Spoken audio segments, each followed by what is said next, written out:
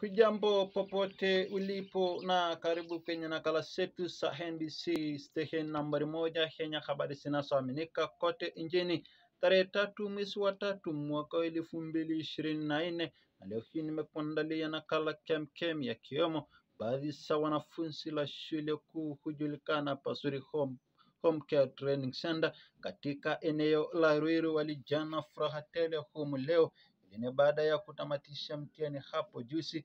Vile vile wametoa shukrani kwa walimu wao Madam Cynthia, Madam Glona na Madam Judith. Kwingineko ni kwamba wanafunzi hao wametoa shukrani kwa wakubwa wao wakiwemo Bwana Timothy Karanja na direkta wao Madam Faith kwa kuwa wameweza kuwashughulikia kupata lishe bora, kuhakikisha wako na chakula cha kutosha, vile vile maji safi, malazi nzuri pamoja na mafunzo bora.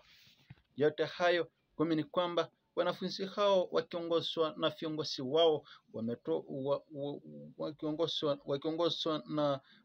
na viongozi wao wanawakaribisha katika shuleni mwao Pasuri Home Care Training Center. Vile hilo jina Pasuri lina maana kuwa hilo shule ni nzuri zaidi, siko na vitu kadhaa sikiwemo masomo bora, malazi bora, maji safi, liche nzuri, swimming pool kapsai pamoja na uwanja nzuri. Basi mtazamaji, sina la ziada. Hapo ndipo natamatisha nakala zetu za NBC.